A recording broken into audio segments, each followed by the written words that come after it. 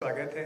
मुझे बहुत खुशी हो रही है ये बताते हुए कि हमने पीडियाट्रिक आईसीयू फोर्टिस मोहाली में शुरू कर दिया है। जस्ट मैं आपको थोड़ा सा ब्रीफली बताऊंगा कि पीडियाट्रिक आईसीयू क्या होता है, हमें पीडियाट्रिक आईसीयू की नीड क्यों है, हमें कैसे बच्चे जो है हमें आईसीयू में एडमिट करते हैं एंड किस प्रकार की थेरेपीज हम आईसीयू में प्रोवाइड करते हैं।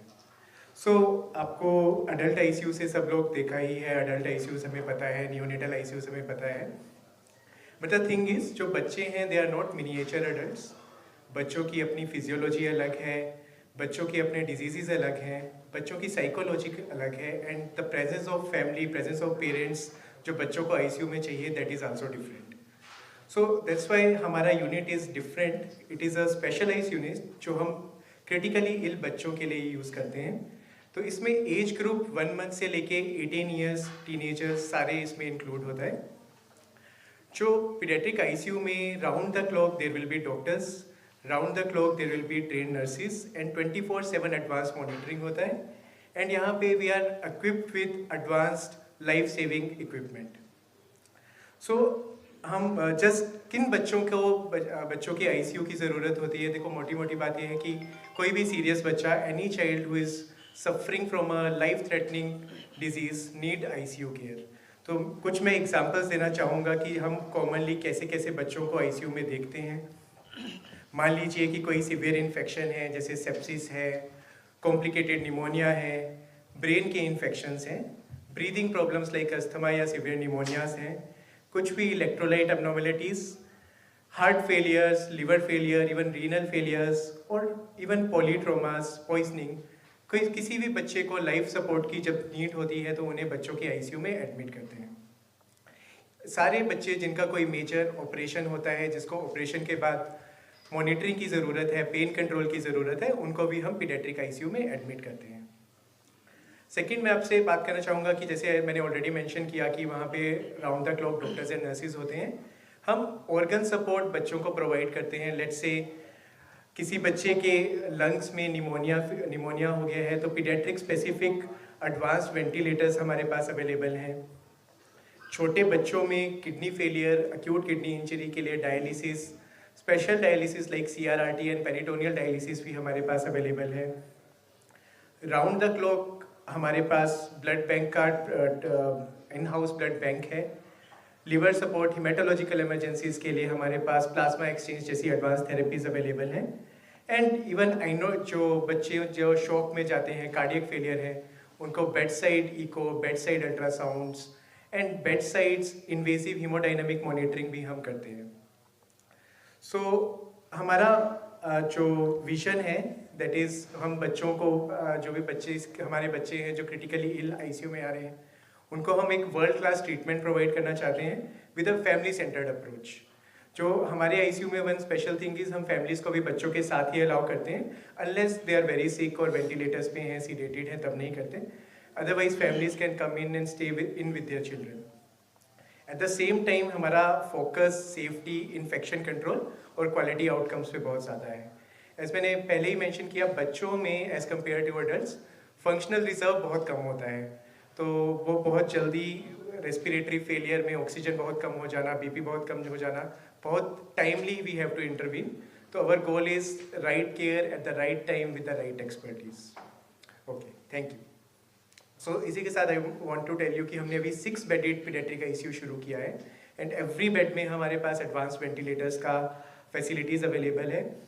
एंड अभी इस सेंटर में फर्स्ट टाइम हम बच्चों में एक्मो फैसिलिटीज़ भी लॉन्च कर दिया है। That is done when cardiac respiratory failure, even ventilators या मेडिकल मैनेजमेंट से भी नहीं हो रहा है, then ECMO is a advance therapy that we have started with the help of our multi disciplinary team. And हमारा एक और स्ट्रेंथ है कि हमारा एक ही रूफ के अंदर मल्टीपल स्पेशलिटीज़ हैं। जैसे मेरे साथ paediatric surgeon doctor Sandeep, paediatric surgeon भी हमारी टीम में है, डॉक्टर गौरव, डॉक्टर पल्लवी, हमारे पास paediatric cardiology, neurosurgeons, cardiothoracic surgeon. जो कोई क्रिटिकली इल बच्चा है, जिस चीज़ की भी उन्हें एकदम ज़रूरत हो, वो एक ही रूफ में एडवांस लैब्स और एडवांस स्पेशलिटी का केयर उन्हें प्रोवाइड कर सकते हैं। Thank you. देखिए, बच्चों में मैं अभी भी, जैसे हम अपने डाटा इंडिया की ओवरऑल बात करें, अभी भी common causes of deaths under 5 mortality की बात करें तो निमोनियाज एंड डायरिया स्टिल बहुत कॉमन है। बच्चों में अभी तक इन्फेक्शन एक्सपोजर बहुत ज़्यादा नहीं होता। छोटे बच्चों में immune functions are not that develop नहीं हुए होते, तो उनमें इन्फेक्शन का सिवियर हो जाना, फॉर एग्जांपल अभी विंटर्स चल रहे हैं, there are lot of respiratory viruses, जैसे कोविड भी आया था, अभी इन्फ्लुएंजास का एंडेमिक्स आते हैं, तो वो जैसे बड़ों में अभी भी इम्यूनिटी होती है, बट जैसे जो एक्सट्रीम ऑफ एजेस हैं, छोटे बच्चे हैं और बूढ़े हैं, उनमें आप देखते हो कि जो इन्फेक्शन है बहुत जल्दी स्प्रेड करता है और कॉम्प्लिकेशंस करता है। एंड बहुत ज़्यादा कंजेनाइटल कुछ जैसे डॉक्टर पल्लवी डील करते हैं, कुछ बच्चों में बनावटी जैसे कुछ इम्यूनिटी के डेफिशिएंट्स भी होती हैं, कुछ बीमारियां जिनसे बच्चे इन्फेक्शन से अच्छे तरीके से लड़ नहीं पाते। सर, ये जो आपने बताया है, क्या ये परिवार में किसी को, माँ बाप को, तो उससे बच्चों में आ सकती है? देखो, इन्फेक्शंस जो है, रेस्पिरेटरी इन्फेक्शंस डेफिनेटली एक फैमिली में स्प्रेड हो सकते हैं, बट जैसे इसीलिए हम ये भी बताते हैं कि लेट्स से फैमिली में किसी को इन्फेक्शन है, तो जो हम सोशल डिस्टेंसिंग कोविड में करते थे कि हैंड वॉश करना है, मास्क पहनना है, और अपने जो वल्नरेबल पॉपुलेशन है, छोटे बच्चे हैं, उनसे कॉन्टेक्ट में नहीं जाना है।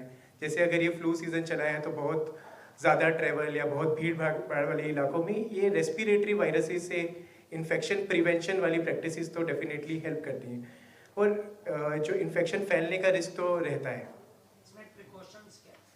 देखिए, अगर हम जिस रेस्पिरेटरी वायरसेस के फैलने की बात करें, रेस्पिरेटरी वायरसेस के बचाव के लिए जैसे हैंड हाइजीन सबसे इम्पोर्टेंट है। आप बाहर से आ रहे हैं, घर आके ही हाथ धोएं। अगर आपको सिम्टम्स हैं, आप मास्क पहने, एंड अगर सिम्टम्स आपको हैं तब तक आप बच्चों के साथ बहुत क्लोज कॉन्टेक्ट ना करें, यही कर सकते हैं। And vaccination is very important. जो हम जैसे चाइल्डहुड वैक्सीनेशन करते हैं, उनमें common infections, I would say 90% of the common infections उनके लिए बचाव हो जाता है। एंड उसके अलावा जैसे ईयरली हम इन्फ्लुएंजा के लिए भी वैक्सीनेशन करते हैं, दैट प्रिवेंट्स। कौन-कौन से वैक्सीनेशन बच्चों को जरूरी है जो कराने? देखिए, कुछ तो नेशनल इम्यूनाइजेशन शेड्यूल में जो गवर्नमेंट रिकमेंड करती हैं वो तो ज़रूरी ही हैं, जिसमें हम बर्थ से ही शुरू होके then 6 weeks, 10 weeks, 14 weeks, 9 months, तो there is a national immunisation schedule जो हर हॉस्पिटल में फॉलो होता है। वो वैक्सीनेशन बच्चों के लिए इम्पोर्टेंट है। आप कहीं भी you can look at it कि हमारा नेशनल इम्यूनाइजेशन शेड्यूल क्या है, कहीं भी हॉस्पिटल में जाओगे तो दोज आर मैंडेटरी वैक्सीन्स। उसके अलावा बच्चों के रिस्क फैक्टर्स के अलावा हम कुछ ऑप्शनल वैक्सीन्स भी देते हैं, बट आई थिंक थोड़ा सा हम ये वाला हम जनरल, थोड़ा हम आईसीयू स्पेसिफिक से अलग जा रहे हैं डिस्कशन। ये डिस्कशन बहुत लंबी हो जाएगी अगर मैं इस पे डिस्कशन करना शुरू कर दें। जी, वैक्सीन्स पे बहुत लंबा वो है।